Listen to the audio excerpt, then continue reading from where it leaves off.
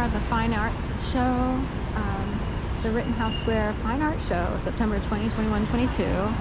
They usually come in like on a Thursday, set up their tents, and then they're here all day Friday, Saturday, and Sunday. Come on out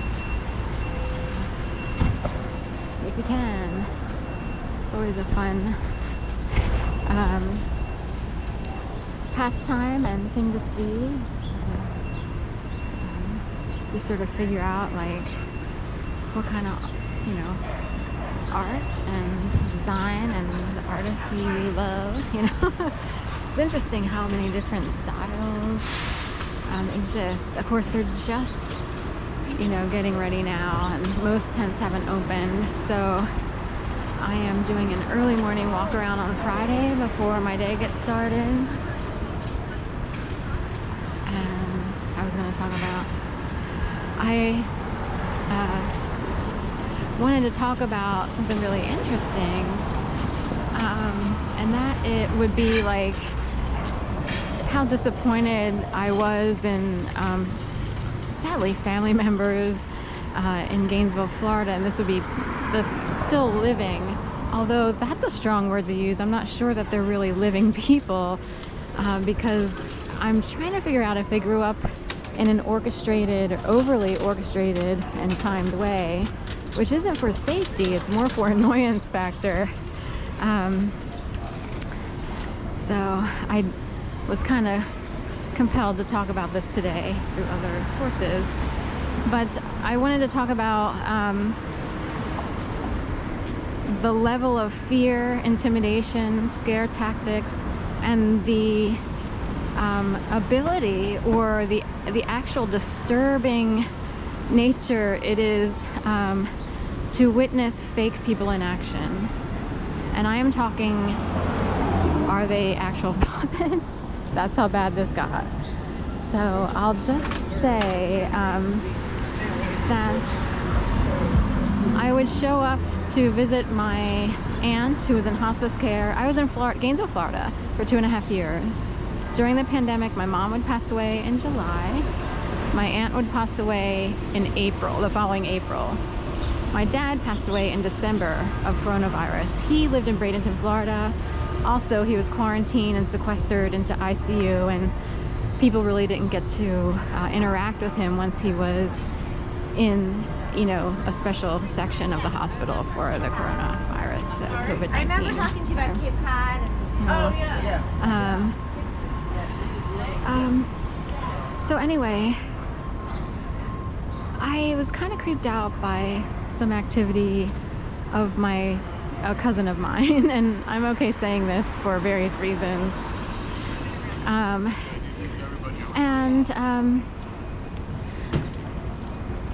I would decide to visit my aunt who wound up in hospice care in April of 2021, to show up for a visit. And I was doing this sort of in between other jobs and things that I was doing. So I would show up, open the door, and this is North Florida Regional on 66th and Newberry, which is across from the Oak Mall in Gainesville, Florida. Oddly, I have a step-family member who went to school at the University of Florida, and she used to live near the Oak Mall, but so many years ago it was brand new back then. Now it's all developed and sort of like overrun, you know. And the hospital, I think, is actually new-ish.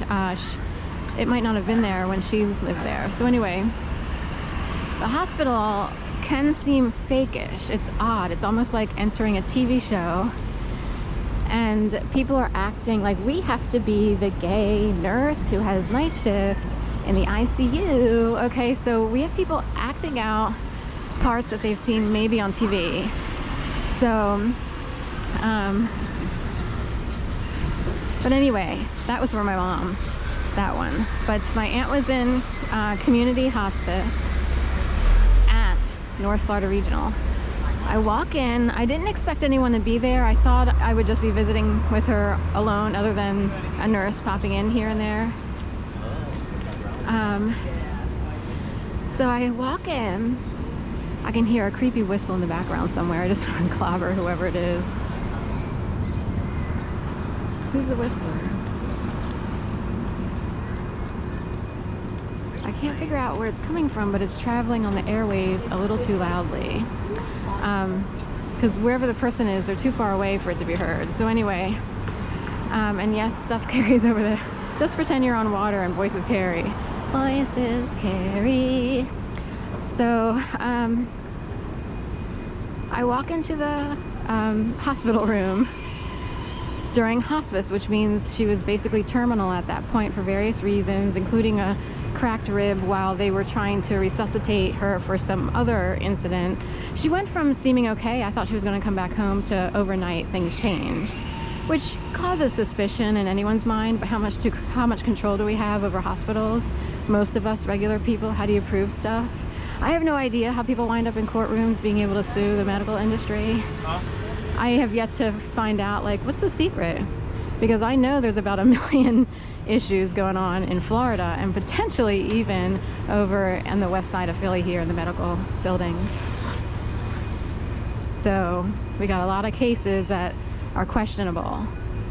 But anyway, so I walk in, and I was half paying attention. Like, I knew someone was sitting at the bedside of my aunt, but I figured it was a nurse who was there, like, as, you know, someone consoling or what have you, because it is completely out of nature and was completely fake that a cousin-in-law of mine would be sitting there pretending, acting as if a caring, deeply caring, almost, you know, daughter, you know what I mean?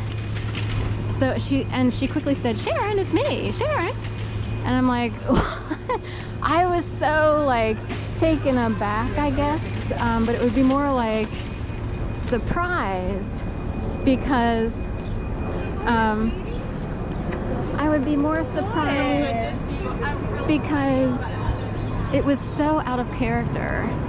We have people who showed up when necessary or to serve in duty, you know what I mean? So there are family members who you do the dutiful, maybe you do the holidays, or it's, you know, it's very scheduled, it's very specific.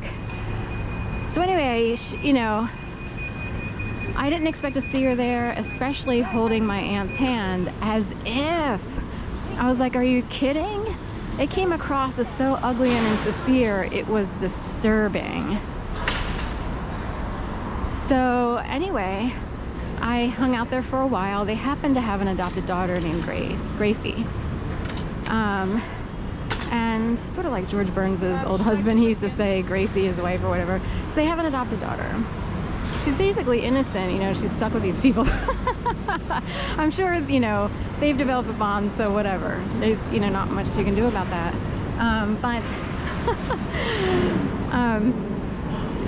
Anyway, she wasn't there. Like, she was probably with the grandparents on, you know, her adopted mother's side, or she was old enough to kind of be able to hold her own at home, per se.